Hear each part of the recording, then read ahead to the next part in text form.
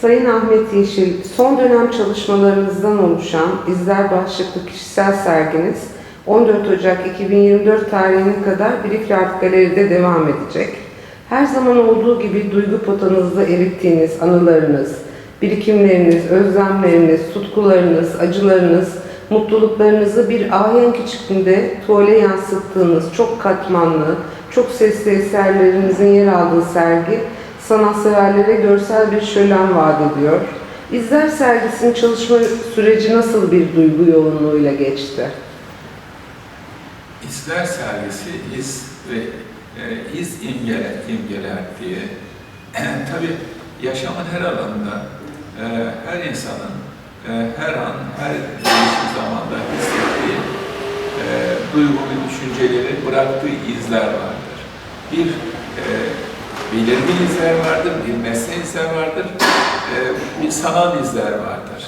Şimdi resimlerimde daha çok sanal izler, hepimizin yaşadığı, hayal ettiği, düşündüğü fakat gerçekleştiremediği, gerçekleştirip de onun hayata sokamadığı izler vardır.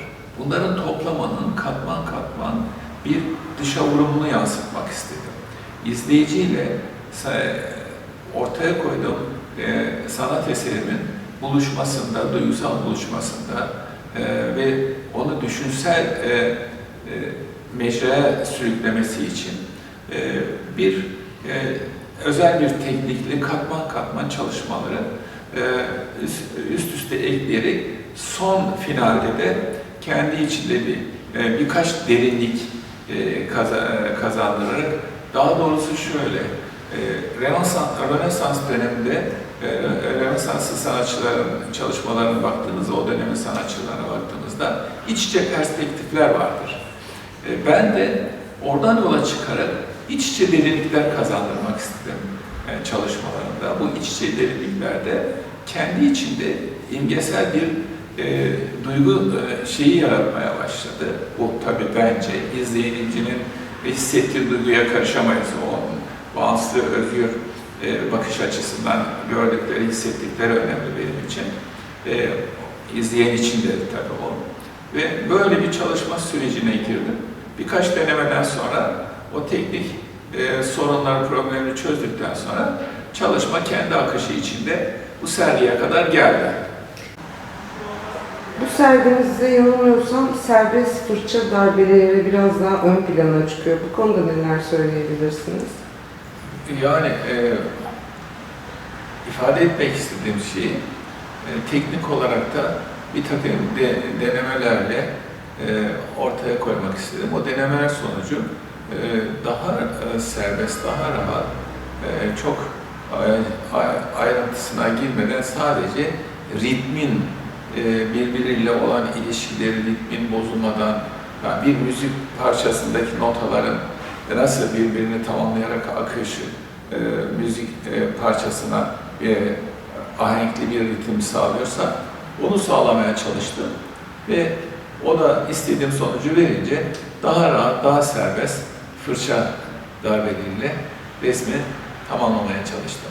Sergide sarı tonların hakim olduğu resminiz, şu anda önünüzde durduğunuz resminiz, Vincent van Gogh'un Buğday Tarlası ve Kargalar çalışmasına adeta bir gönderme gibi, onun anısını kutsama niteliğinde diyebilir miyiz? Muhakkak tabii, zaten serginin adı İzler, iz imgeler diye. Yani onun üzerinden bir imge yaratmaya çalışıyorsunuz. Yani ortaya koyduğunuz şey birbirinden kopuk şeyler değildir. Başta dediğim gibi izler kimin? Hepimizin, sizin, benim, Van Gogh'un, Picasso'nun, yani izler deyince bütünüyle sanat tarihinden kopamazsınız zaten. Kişisel olsun, toplumsal, sosyal olsun ve bütün olarak sanatın kendi içinden de bir takım göndermeler olabilir. Genelde öyle hissedildi, öyle şey yapıldı. Benim de hoşuma gitti esasında o yorumlar. Ama siz Van Gogh'a ayrı bir sevginiz var değil mi? Van Gogh ve Picasso benim için ayrı. René Magritte, bu üçlü. René Magritte, sürrealizmin en önemli ustalarından biridir. Beni etkileyen sanatçılardan biridir. Van Gogh hem kişisel tavır davranışı, yaşadığı psikolojik ve sosyolojik şeyler, sıkıntılarla beraber mücadele ruhu etkilemiştir. Picasso'nun yani sanki sonsuz bir yaratıcılığa sahip bir deha gibi gelir bana. Bu üç sanatçı benim yaşamımda, sanatımda çok önemsediğim, değer verdiğim ve derinlemesine incelediğim, hala da o sanatçılar hakkında bilmediğim şeyler var mı diye araştırırım, sorarım, soruştururum.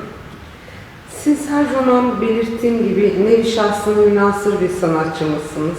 Tarzınız sizi dünyadaki birçok sanatçıdan ayrıştırıyor. İp, halat, urgan gibi bir objeyi bu kadar çok başarılı bir şekilde bir sanat objesine dönüştürmeyi başardınız. Bu obje ve sanat eseri arasındaki ilişki, gerilim ya da örtüşme konusunda neler söyleyebilirsiniz? Şimdi her sanatçının kendi sanat yaşamı sürecinde araştırmaları vardır, soruşturmalar vardır, bir takım denemeler vardır, yapbozlar vardır. Bunlar kendini tatmin edecek bir çizgi yakalayana kadardır. O çizgi oturduktan sonra onun gelişimi üzerinden çalışmalar, araştırmalar başlar.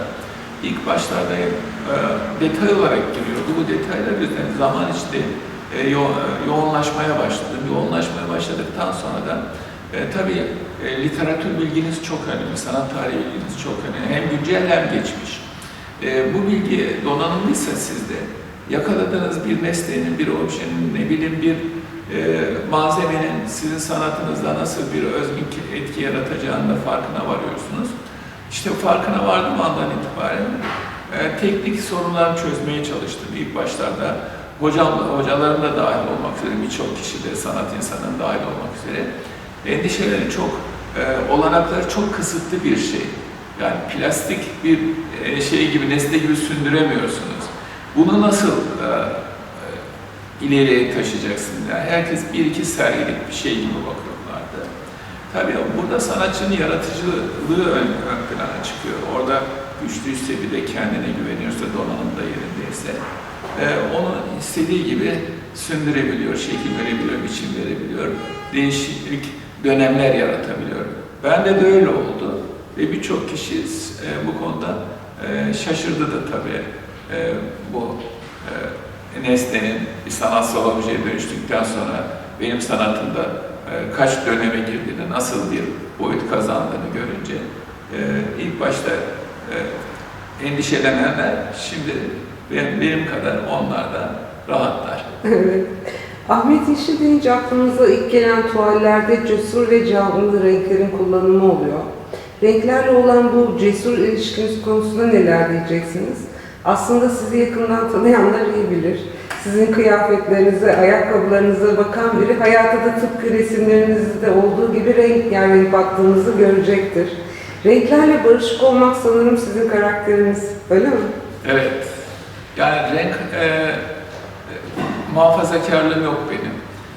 Benim duygularım, düşüncelerimi, bütün şeyi yani sosyal, toplumsal, dünya ve çevrem olarak o hissettiklerimi, duygu ve düşüncelerimi en güçlü neyle anlatabiliyorsam onu kullanmaya çalışıyorum. Tabii ilk dönemlerimde herkes o sosyal, toplumsal ilişki resimlerimde, figüratif resimlerimde daha kasvetli renkler, daha koyu siyah ağırlıklı renklerde. Birçok kişi de o resimlere baktığı zaman bir karamsarlık duygusu hissederlerdi. Halbuki o bir prostak bir resim anlayışıydı o. Zaman içinde bir takım işte yaşadığım şeyler, özel şeyler, onlara şimdi girmeyeyim. Özel ilişkilerden sonra, yaşadığım şeylerden sonra resimde bir renk patlaması oldu. Demek ki diyorum o içinde olan bir şey. Çünkü çocukluğum çok renkli bir ortamda geçti yani. Doğanın içinde geçti. Evimizin kocaman bir bahçesi vardı. Arkamızda komşuların bahçesi, sağımızda, solumuzda. Bahar aylarının başladığı günlerde biz portakal çiçeklerin kokusu ve rengiyle, o coşkusuyla uyanırdık sabahları. İşte böyle bir ortamda yetiştik. Doğanın güzellikleri vardı. Mersin'in o güzellikleri bozulmadan önce. Böyle bir çocukluk ortamında yetiştik.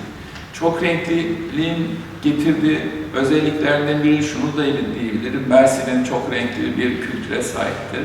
Yani Mersin'de insanların düşüncelerine göre, etnik durumlarına göre, inançlarına göre ayrım kesinlikle görmedik, bilmeyiz deriz onu. Bu da bir renklilik. Bu da bilinç altında etkili olmuştur. Mersin o renkli insanlar, renkli yaşam için renkli çeşitli kültürün yarattığı etkiler de olabilir. Ben ona bağlıyorum.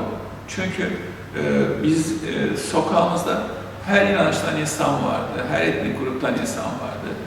Hiç kimse bir günden bir güne birinin nedir, ne değildir diye bir eleştirisel mahalle baskısı diye bir şey olmadı.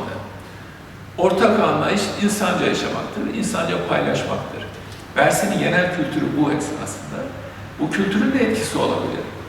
Akdenizli olmamız, Akdeniz çocuğu olmamız da büyük etkisi var. Ya bunların toplamının bir yansıması, bilinçaltı. Sanatçı bunlardan kopamaz. Yani Gauguin'in soğuk iklimi bırakıp da Tahiti'ye gitmesi, tropikal iklimin coşkusunu, heyecanını içinde hissetmesi ve orada yaptığı resimlerle kendi doğup büyüdüğü coğrafyada yaptığı resimler arasındaki fark nasıl? Çünkü onu hissediyor belki de bilinç altında var olan, hatta genlerinde var olan bir şeyin onu oraya sürüklemesi. Ama bizim genlerimizde, yaşam biçimimizde bu çok kültürlük, çok renklilik var.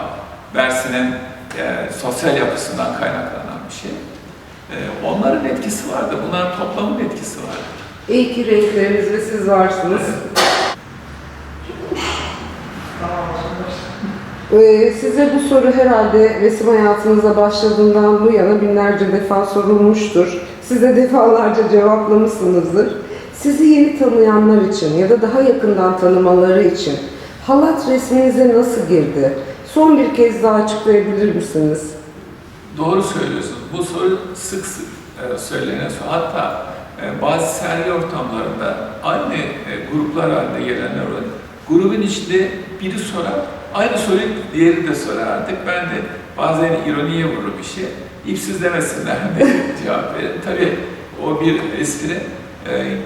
Halatın statik ritmiyle yaşamın dinamik ritmi arasında kurduğu diyalektik bir ilişki sonucu ortaya çıkan bir kozmos. O kozmosun içinde yansımalar, kendi duygu ve düşüncelerimin yansımalarıdır işte.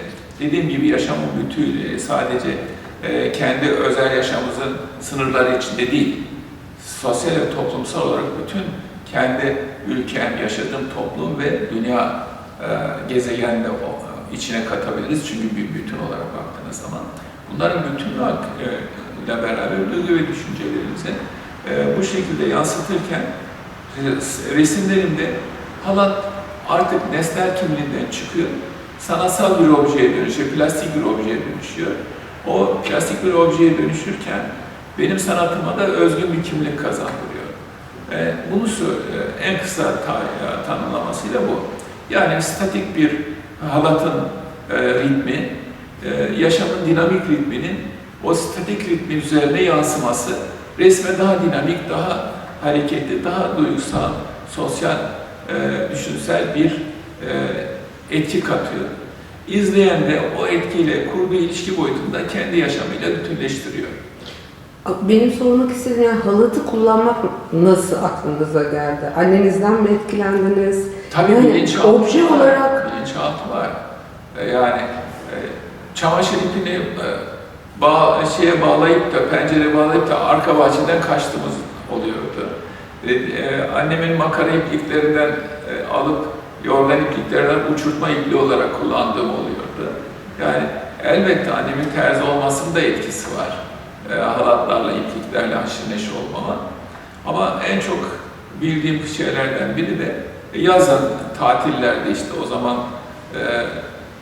bir yerde çalışmamızı sağlarlardı ki sokakta başıboş dolaşmayalım diye, ama evde olduğumuz sürede ders çalışmaktan kaçmak için de çamaşır ipini pencereden kaçış aleti olarak kullanırdık.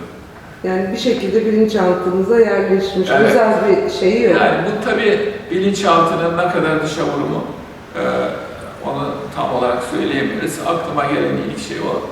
Fakat halatın kendi içindeki resimde bir simgeyi ifade etmek için kullandığım dönemlerde tehdit unsuru, asma, kesme, bağlama, sevgi bağı filan. Esas çıkış buradan yola çıkarak. Yani bir nesneyi birçok tanımlamada, birçok temada kullanabiliyorsunuz şey olarak. Ama ben bunların hepsinden bunu sıyırarak bir sanatsal obje, plastik objeye dönüştürmeye çalıştım. Sevgili Ahmet Yeşil, röportaj için çok teşekkür ederim. Sanat yolculuğunuz sonsuz olsun, aydınlıkları açılsın. Çok teşekkür ederim. Sizle beraber, sizlerle beraber.